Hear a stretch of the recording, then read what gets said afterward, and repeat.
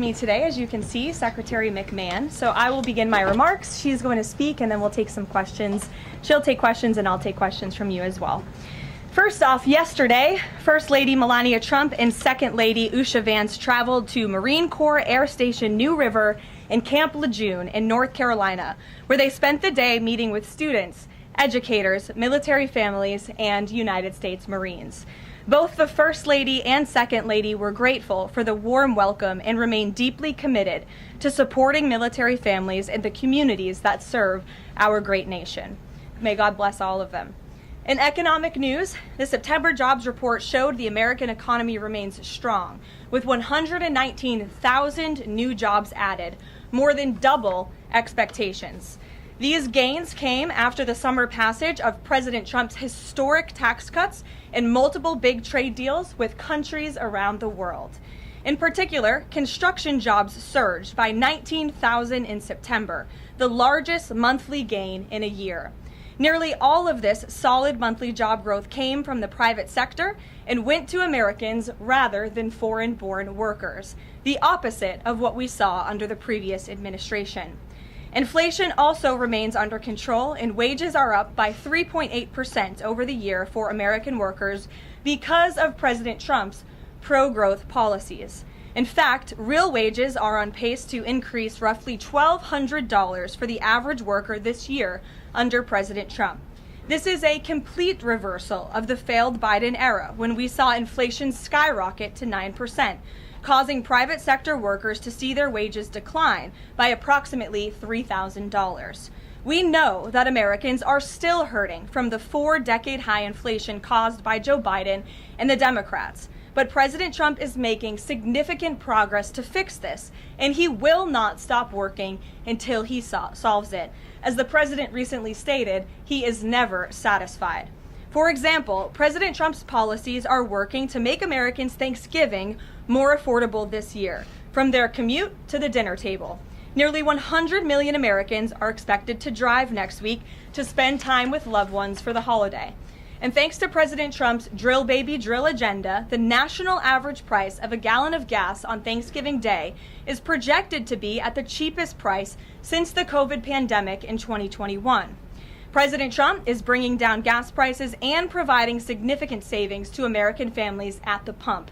And again, we expect those prices to continue to decline. According to the American Farm Bureau Federation's annual survey, cooking Thanksgiving dinner will also cost less this year than it did last year and is down about 5% overall.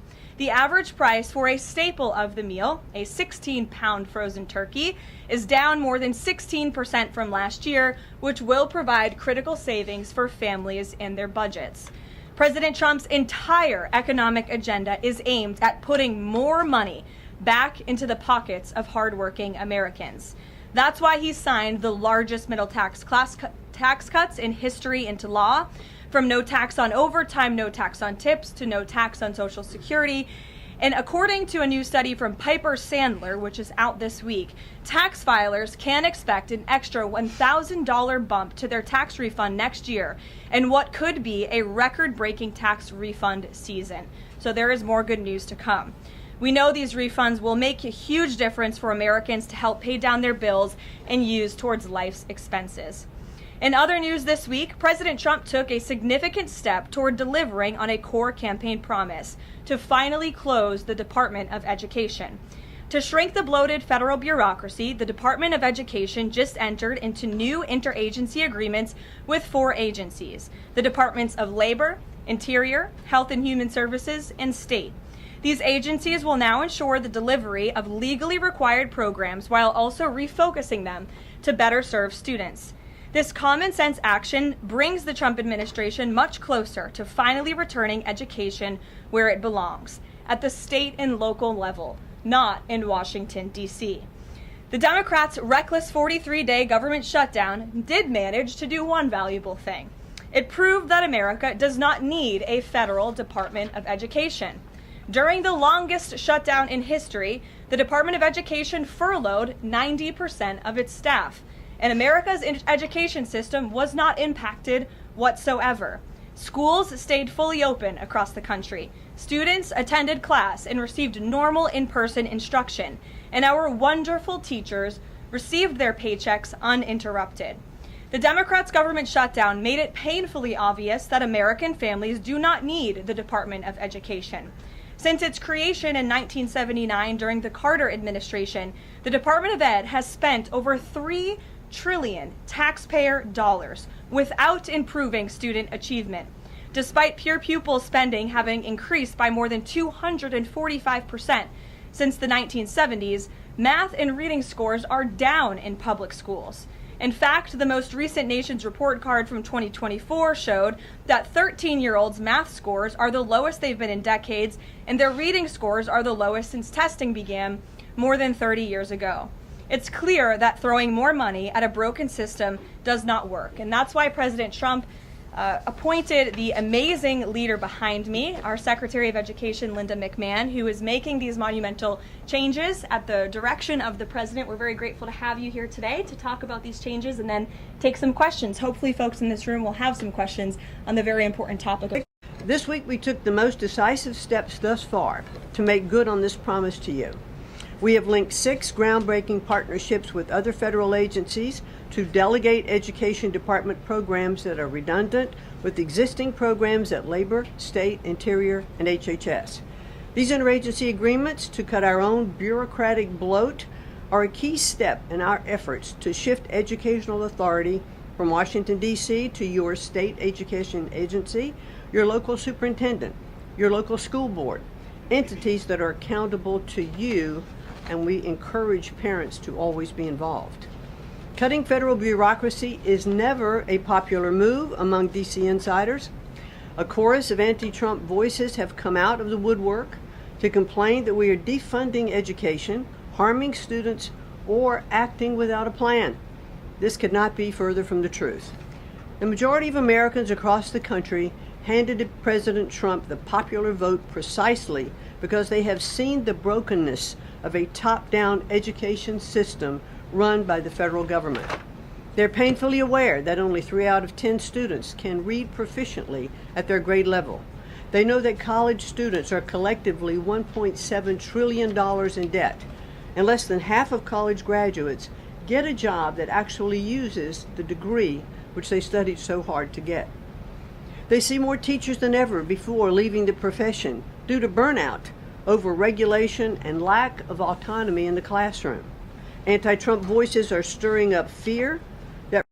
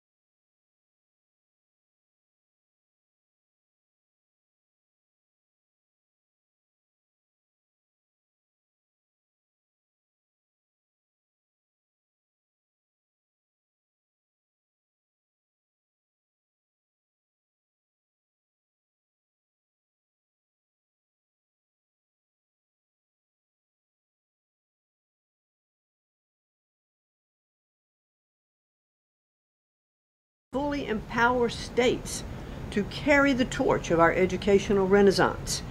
Education is local. It should be overseen locally by those who best know local needs. We're not ending federal support for education. We are ending federal micromanagement and paving the way for education renewal through state reforms like school choice, the science of reading, and restoring the right priorities in higher education. President Trump promised to send education back to the states, and we're keeping that promise. America's next generation will look back on the work we've carried out, thankful for an education system that prioritizes students over bureaucracy. Thank you. Well, thank you very much, Madam Secretary, and we'll take some questions for the Secretary if you have them. Elizabeth, why don't you start? Thank you for joining us. You announced the partnership to move some functions of the Education Department to other agencies. Are you talking to members of Congress about codifying this so that it lasts beyond the administration?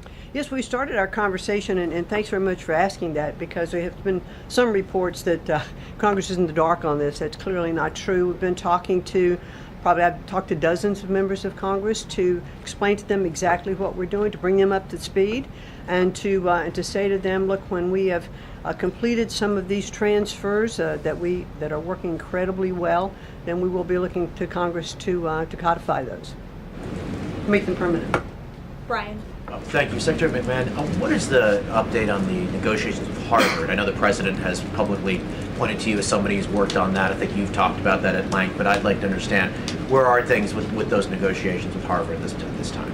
They're ongoing negotiations, and I feel very comfortable that we are getting close to having those negotiations finalized. It's been open door conversation all along. Deanna? Hello, Mrs. Secretary. The President recently posted about establishing a federal standard for AI. Do you know if the administration has a view on the use of AI for students in schools? And Caroline, do you know if the President personally uses AI? I don't think so. You can handle that I've never one. witnessed it, so I can't attest to that. Well, I do think AI is going to need guardrails, but I have witnessed AI firsthand. I was at the Alpha School in Austin, Texas, and the first 2 hours of every day in that school, students are learning through AI. They have their headsets on, they're in front of their screens, and the AI is really acting as like an individual tutor for those students, allowing those students that can progress faster to do that. Those who need a little catch up, it refeeds information to them. And so after those 2 hours of learning, the basics of what they're doing in their curriculum that day, then they spend the rest of the day, they have good recess and all of that time, but then they spend the rest of the day in what are called life skills, and they're actually using the information that they've learned this morning. So I've seen some AI in action that is really proving quite beneficial. Michael.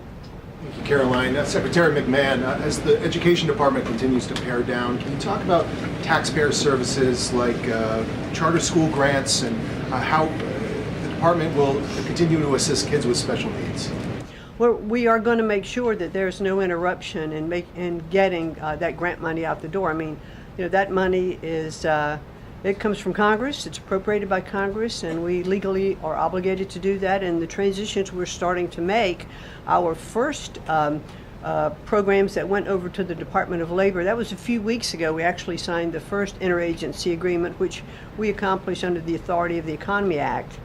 We transferred grants for WIOA and for the Perkins Act. And the really good news is that the Department of Labor has a much more sophisticated system, technology system and grant fulfilling system than the Department of Education does. As a matter of fact, our executive manager that went over with that group over to Labor said he would compare what the labor system is to education's like held together by bubble gum that is not connected to any other part. So we were able to get those grants out the door more smoothly, and states have actually better access for those systems than they do at the Department of Education. So that's a real bonus. Take a couple more. Carrie, go ahead. As far as the diversity, equity, and inclusion new regulations that came out from the administrations, a lot of schools, whether high school or even higher education is concerned, some of them are defying these new administration policies, even apparently according to a new report. I'm sorry, I can't hear you, Rick. As far as there's been a new report from the administration saying that half of medical schools are defying the administration when it comes to DEI policies. What type of action will the administration take for these schools that are defying the new DEI policies? Well, certainly the President has been very clear, and the Department of Education has taken measures to make sure that as schools are developing, their policies, or if they have open DEI offices, they're closed, or DEI regulations and rules are stripped, from their programs, and so that will continue. Great. We'll take one more. Go ahead. Thank you, Caroline. Secretary McMahon, my question is, since you said 3 out of 10 students are literate with regard to their reading capacity, would now the states help to improve those numbers since you have gone back to the states? Well, what we are finding, that the states that are making great progress, it's through their own innovation. It's not coming from the Department of Education. I think the Department of Education is really misunderstood about what our function is. We don't teach one student. We have nothing to do with the curriculum that are in any states. We are a pass-through pathway from money that's appropriated by Congress to get to the states. But what we have seen in those states that have taken that initiative and they are embracing the science of reading and returning that into their school programs. Louisiana has done it. Mississippi, they call it the Mississippi Miracle, because they were like, I think, bottom or next to last in reading proficiency in Mississippi. And now they're like middle of the pack, which has been a really big jump. Florida has, Iowa has, Tennessee. But these are innovations that are done at the state level. This is not anything we're dictating, and that's why I'm saying returning education to the states where they really are already leading in their education endeavors. And 90% of their budget they provide. The federal government only provides 8 to 10% of the budget for education. So let's make sure that that grant money that's coming from the federal government is getting in their hands as efficiently as possible and getting to students. We don't want teachers having to spend their time and money in regulatory compliance. There was one superintendent chief who said to me that they had done some calculation in their state and that for every dollar that went into the classroom in a grant, 47 cents was spent in regulatory compliance. So let's get the money into the hands of our students and our teachers. Let's raise the level of education. The other thing I'll do, and I'll quickly wrap up for you, is this 50-state tour that I have embarked on. We've done about 14 states. We've shut down a little bit during the shutdown. But what I am doing is visiting different kinds of schools, grammar schools, middle schools, high schools, micro schools, private schools, charter schools, the whole gambit. And in the end, my goal will be, as we step away and fully deliver education back to the states, is to provide them with a best practices toolkit of all of the things that I have seen around the country to say, hey, this is working. Check with these superintendents, check with these governors. And you know what I found a little bit is governors are a little competitive. So it's kind of nice to give some of these best practices out there. It'll work because it's already working. If we leave it with the people who are closest to the students, the president believes, as do I, the best education is that's closest to the child, and parents' involvement is critical to the success. Awesome. Thank you so much. Linda. It's a Thank pleasure. you so much. Thank I you. appreciate your coming All right. today. Thanks for your great work. Whoops. And Thank she's you all very much. a busy lady, so we'll let her Come get on. back to work. All right. Thank you again. Well, let's get to it. You guys were so calm with her. I wish you were that calm with me.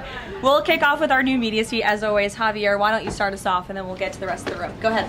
Thank you very much. My name is Javier Negre. I'm from Spain. I'm the owner of the biggest media platform in Hispanic politics with brands like La Derecha Diario, Ida TV, or UH Plus, or Vicegrad in Spanish. And I'm happy to be here. Thanks for supporting the new media, also in the Hispanic community. We try to fight against medias like Telemundo, Univision, CNN, or NBC News that are spreading fake news and attacking the ICE operations. We will premiere this Sunday the Real America's Voice, the Rainy Show, the first Hispanic show against communism and woke culture that is promoted by people like George Soros to bring communism all over the world, like happened in New York. I have two questions for you, if you don't mind. In Mexico, the young people is protesting against President Sheinbaum. They think she's doing nothing against the cartels. Sheinbaum used the police to attack them, young people, kids, girls, and she's attacking journalists like me in a country where 150 journalists have been killed in the past years.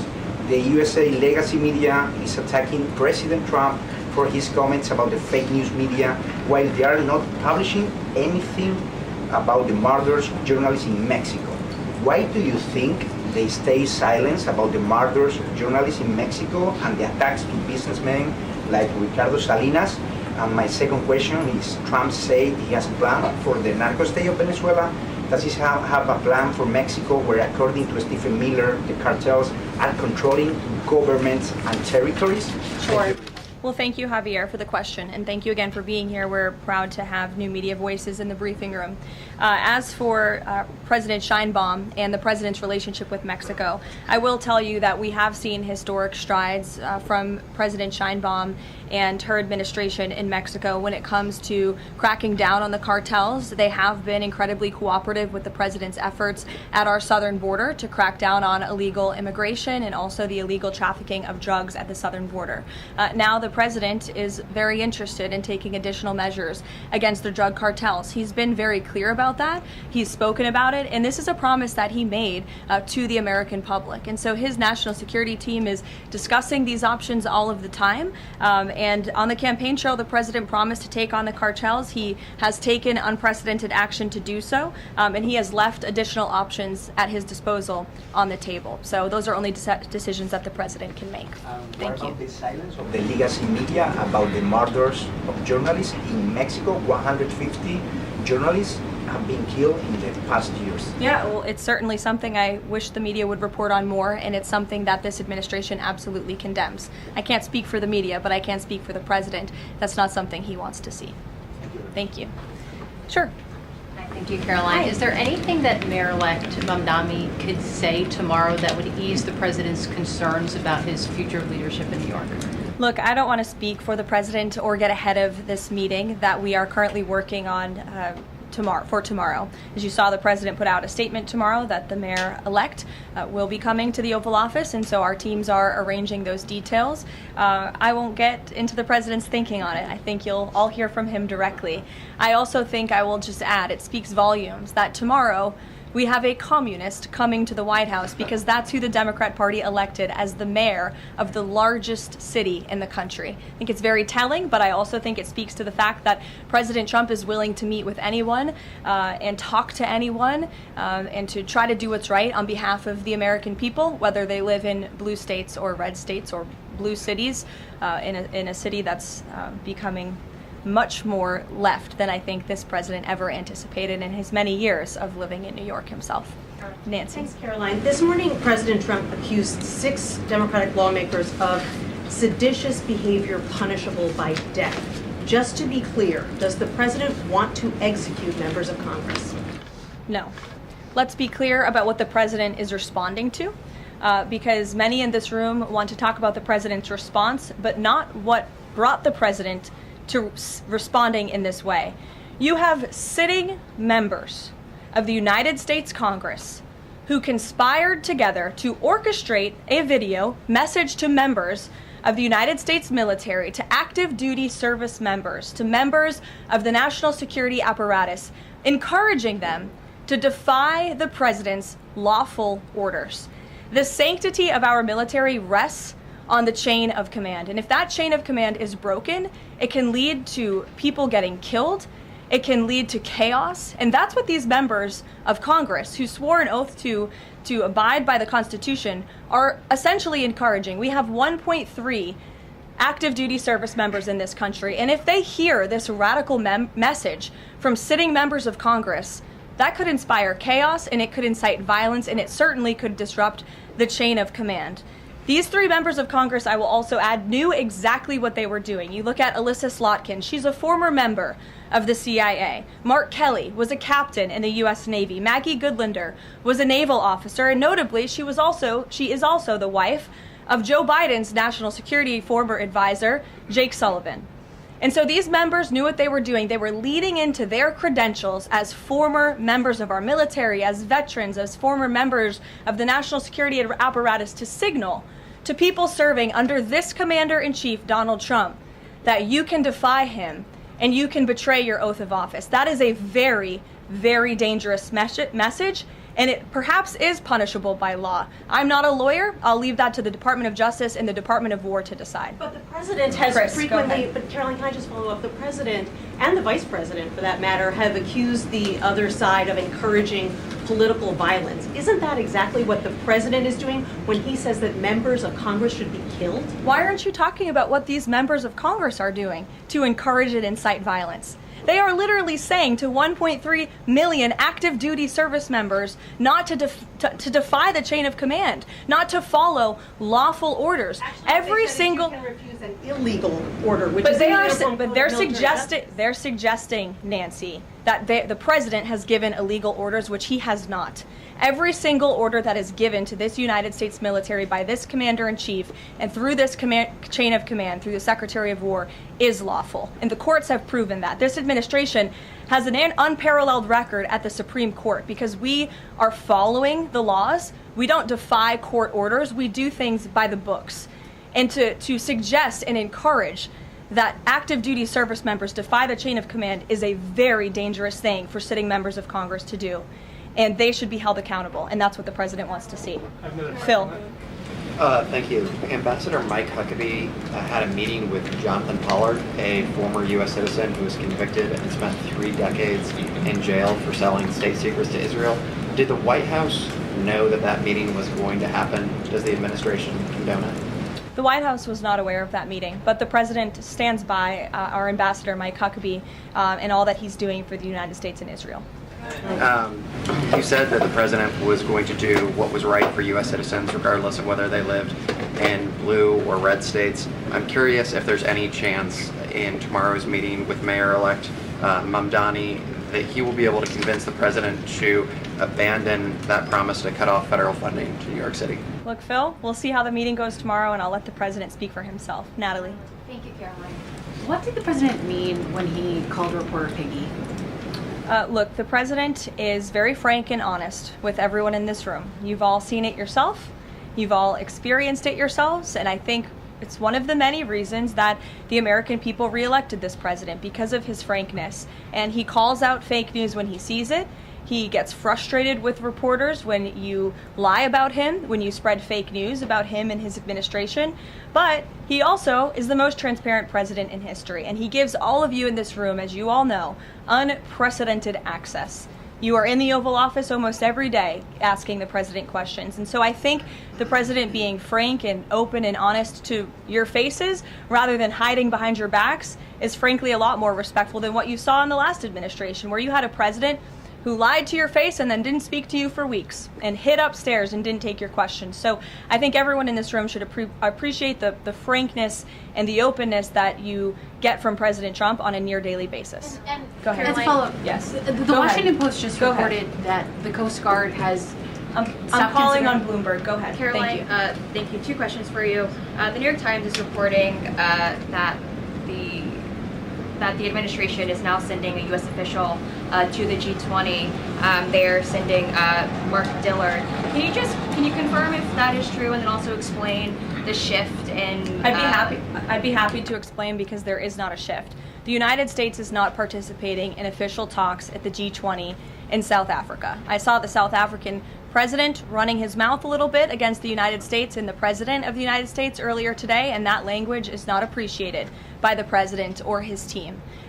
The ambassador or the representative of the embassy in South Africa is simply there to recognize that the United States will be the host of the G20. They are receiving that send-off at the end of the event. They are not there to participate in official talks, despite what the South African president is falsely claiming. On Ukraine, there have been reports that President Zelensky said, he's looking to look at the plan, that there's been reports about the Trump administration proposing the plan. Can you just give an update on where Russia-Ukraine stands, and does the president plan to speak with Zelensky anytime soon, or when can you expect that? So I'm happy to provide an update. I've seen quite a bit of reporting on the latest with Russia-Ukraine, so let me clarify and give you guys the truth on where it currently stands. President Trump has made it very clear since day one, and even on the campaign trail, that he wants to see this war come to an end. He has grown increasingly frustrated with both sides of this war, Russia and Ukraine alike, for their refusal to commit to a peace agreement. But nevertheless, the president and his national security team are steadfast in seeing this war come to an end, to end the killing and deliver on the president's promise. Special Envoy Witkoff, that Marco Rubio, have been working on a plan quietly for about the last month. They've been engaging with both sides, Russia and Ukraine, equally to understand what these countries would commit to in order to see a lasting and durable peace. That's how you get to a peace negotiation, right? That's how it worked with Israel, with respect to Israel and Gaza, and all of way voted to commit to and accept this week, which was a huge monumental moment. So they have been engaged with both sides, and these talks are continuing. As always, I'm not going to litigate the details of this plan as it's ongoing and it's in flux, but the president supports this plan. It's a good plan for both Russia and Ukraine, and we believe that it should be acceptable to both sides, and we're working very hard to get it done.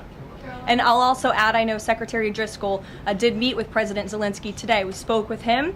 He was very optimistic following that meeting. And so, again, we are having good conversations with both sides with respect to ending this war. Carolyn? Sure. Go ahead. Follow up on Ukraine. You said this is a good plan. So according to our sources, this proposal demands major concessions from Ukraine and doesn't demand much from Russia. So was Russia involved in drafting Your this? understanding is wrong. Have you read the full plan?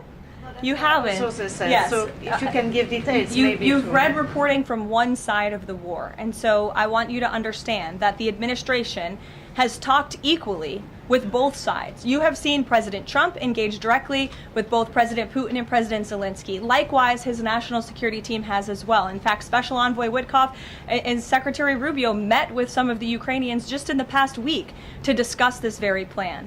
And so just like you saw with respect to Israel and Gaza, we are hearing out both sides of this war to understand what can you commit to end the war. And that's ultimately how we are going to get to an agreeable solution. That's what the president has directed of his team. I know there's a lot of criticism out there and a lot of doubters, but I would just remind you of the historic success that this president and his team accomplished in the Middle East. We believe that is possible with Russia and Ukraine, and we're hoping and working very hard to achieve that. Stephen. Could you provide a little more context on what to expect tomorrow with the Mamdani meeting? Will it be in the Oval Office, or is it going to be open at least partially to the press?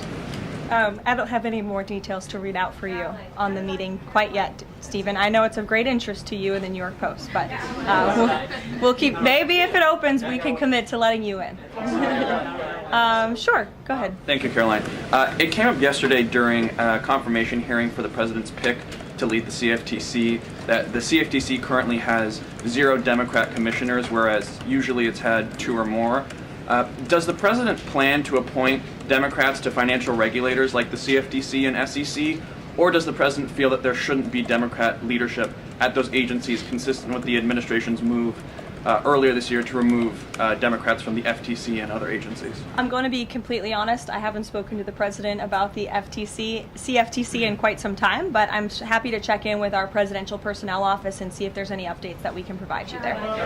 Sure. Thank you, Caroline. Last week on Fox News, President Trump said that we've had a lot of problems with the French. How would you describe the current relationship between France and the U.S.? Look, the relationship remains very strong. President Trump speaks quite frequently with Emmanuel Macron. I think they have a good working relationship, but the president is not shy to point out when he has disagreements with world leaders as well, and he's done that with respect to Mr. Macron as well. Deanna, go ahead. Caroline, there are reports that Qatar is acting as a mediator in the Ukraine peace process. Can you confirm that, and why did the president choose that country? I'm not going to get into further details other than what I previously shared, which I think was quite a bit of information. Brian? Thank you, Carolyn. 2 questions. We were talking about before, earlier in this briefing, about the president's orders. You were going back and forth about what the ad said and what it didn't say. My first question is... The ad? The advertisement that the Senate Democrats were featured in. So my first question is, no matter what the order is, it could be to any administration official, military or otherwise, no matter if legal experts might think it's illegal, does the president expect those cabinet members, administration officials to go ahead with those orders regardless of any outside thinking or experts? The president expects his cabinet officials in the administration to follow the law and to demand accountability and hold people accountable for their dangerous rhetoric. And I would just add that if this were Republican members of Congress who were encouraging members of the military and members of our United States government to defy orders from the president and from the chain of command, this entire room would be up in arms. But instead, it is the other way around, and I think that's quite telling. I'm going to let you all go because the president, excuse me, I appreciate the encouragement this morning, but this afternoon, but President Trump is about to meet in minutes with Israeli hostages who this administration freed, and so I'm going to go up to that meeting, and you will hear more about that later. Thank you.